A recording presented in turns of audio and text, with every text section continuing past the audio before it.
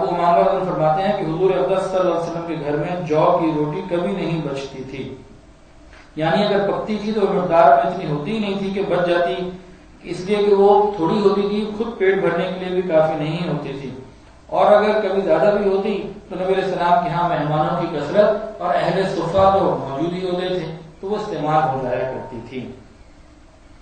ایک صحابی فرماتے ہیں کہ نبی علیہ السلام کی ایک آدمی نے دعوت کی، درزی نے، اور نبی علیہ السلام نے دعوت کو قبول فرمایا۔ آپ وہاں گئے اور انہوں نے جو کی روٹی پیش کی اور لوکی کا گوشت پیش کیا، یعنی گوشت ایسا بنایا جس میں گھیا ڈالا ہوا تھا، گھیا اور گوشت کا سالن پیش کیا اور جو کی روٹی پیش کی۔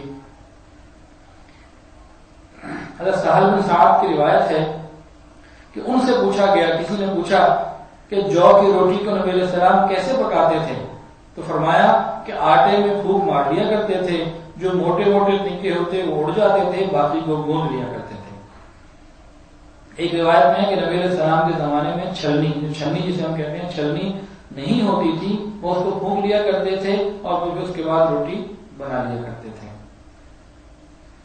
حضرت ابوبکر اور عمر رضی اللہ تعالیٰ عنہما یہ دونوں حضرات بھی جو کی روٹی کو بلا چھنے کھایا کرتے تھے، آٹا جو ہے چھنا نہیں ہوتا تھا۔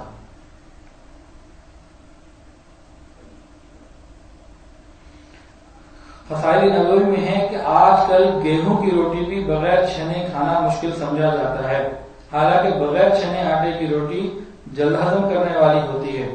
بعض علماء نے تو لکھا کہ سب سے پہلی بدعت جو اسلام میں آئی ہے وہ چھلنیوں کا رواج ہے کہ آٹے کو چھاننا شروع کیا۔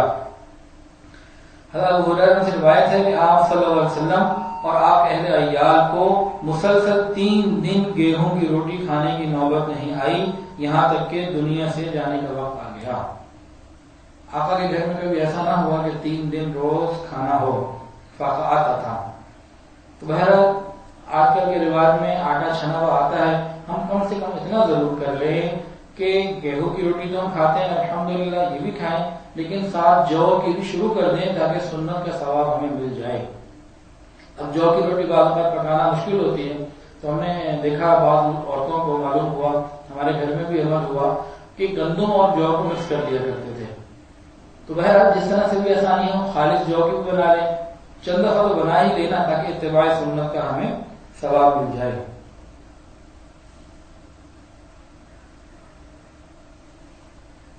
اسی طرح میدے کی روٹی، حضرت سہل بن سعد فرماتے ہیں، حضرت سہل بن سعد سے کسی نے پوچھا کہ حضور صلی اللہ علیہ وسلم نے کبھی سفید میدے کی روٹی، سفید میدے کی روٹی کھائی ہے؟ انہوں نے جواب دیا کہ حضور صلی اللہ علیہ وسلم نے آخر عمر تک میدا نہیں دیکھا، یعنی میدا یا اس کی روٹی کھانے کی نوبت نہیں آئی۔ وہ حالات کی تنگی کی وجہ بھی اس میں شامل ہو سکتی ہے۔ اس کے علاوہ ایک چیز ہے روٹی اور کھجور۔ عبداللہ بن سلام فرماتے ہیں کہ میں نے رسول اللہ صلی اللہ علیہ وسلم کو دیکھا کہ آپ نے جو کی روٹی لی اور اس پر کھجور کو رکھا اور فرمایا کہ روٹی تو جو کی ہو گئی اور اس کا کھانا نہیں کھجور، اس کی کھجور ہو گئی۔ روٹی کے طور پہ جو کی روٹی استعمال ہوئی اور سالن کے طور پر کھجور استعمال ہوئی۔ کھجور کے ساتھ آپ نے روٹی کو کھایا۔ ہم ٹھیک ہے الحمدللہ سالن کے ساتھ کھاتے ہیں، اللہ نے بہت نعمتیں دی ہیں، لیکن اگر کبھی ایک دفعہ یا زیادہ مرتبہ ہم روٹی کے ساتھ کھجور کھا لیں گے تو اتباع سنت کا ثواب مل جائے گا۔ اسی طرح گوشت اور روٹی، آپ صلی اللہ علیہ وسلم نے گوشت کو بھی روٹی کے ساتھ تناول فرمایا ہے۔ حضرت جابر فرماتے ہیں رضی اللہ تعالیٰ عنہ کہ آپ کی خدمت میں روٹی اور گوشت کو پیش کیا گیا اور آپ نے اس کو تناول فرمایا۔ ابن قیم رحمہ اللہ لکھا ہے کہ آپ صلی اللہ علیہ وسلم نے روٹی کو چربی، گھی، سرکہ اور زیتون ان چیزوں کے ساتھ بھی تناول فرمایا۔ اچھا روٹی کتنی بڑی ہونی چاہیے؟ تو ایک حدیث کے اندر مفہوم یہ بنایا کہ روٹی چھوٹی رکھی جائے اس میں برکت ہوگی، روٹی کا سائز بہت زیادہ بڑا نہ کیا جائے۔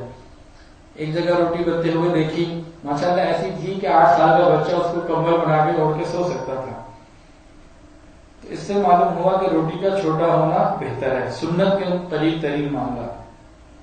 اب کچھ پراٹھوں کی باتیں بھی ہو جائے، خشک روٹی تو نہیں، کبھی کبھی ناشتے میں پراٹھے کا بھی دل کرتا ہے، تو دیکھیں نبی علیہ السلام نے اس کے بارے میں کیا ملا ہمیں، گھی دار روٹی یعنی پراٹھے۔ حضرت انس بن مالک فرماتے ہیں کہ نبی کریم صلی اللہ علیہ وسلم کے لیے ام سلیم رضی اللہ عنہ نے روٹی پکائی اور اس میں کچھ گھی وغیرہ ڈال دیا. پھر کہا، انس جو تھے ام سلیم ان کے بیٹے تھے اور نبی علیہ السلام کے خادم تھے. تو خادم فرماتے ہیں نبی علیہ السلام کے کہ میری امی نے روٹی پکائی، اس میں کچھ گھی وغیرہ ڈالا. پھر کہا کہ نبی علیہ السلام کے پاس جاؤ اور ان کو دعوت دو. فرماتے ہیں کہ میں گیا اور جا کے عرض کیا کہ اے اللہ کے نبی، میری والدہ آپ کو بلاتی ہیں. چنانچہ آپ صلی اللہ علیہ وسلم کھڑے ہوئے اور جتنے صحابہ ساتھ تھے سب کو کہا کہ چلو بھائی چلو میرے ساتھ چلو. فرماتے ہیں پہلے میں گیا اور امی کو بتایا کہ پوری جماعت آ رہی ہے. آپ صلی اللہ علیہ وسلم تشریف لائے، سب ساتھی بھی تشریف لائے. پھر آپ نے فرمایا کہ انس جو کچھ پکا ہے وہ لے آؤ. ام سلیم نے کہا کہ میں نے صرف آپ کے لیے پکایا ہے، اتنا نہیں ہے کہ سارے لوگ کھا سکیں، میں نے تو فقط آپ کے لیے پکایا. تو آپ نے فرمایا کہ اچھا بھی جو کچھ پکایا ہے اسے لاؤ. اس کو دسترخوان پہ لگوایا. پھر نبی علیہ السلام کے حکم سے 10 آدمیوں کی جماعت کو حضرت انس بلاتے رہے. 10 آدمیوں کو بلاتے، وہ کھانا کھا لیتے، پھر 10 کو اور بلاتے، وہ کھانا کھا لیتے، پھر 10 کو اور بلاتے. فرماتے ہیں کہ میں 10 کو بلاتا رہا، چنانچہ سب نے سیر ہو کر کھایا اور وہ ٹوٹل 80 آدمی تھے. یہ آپ صلی اللہ علیہ وسلم کا معجزہ ہے کہ ایک اتنے کم کھانے کے اندر 80 آدمیوں نے کھانا کھا لیا. اور یہ کئی دفعہ ایسے واقعات پیش آئے.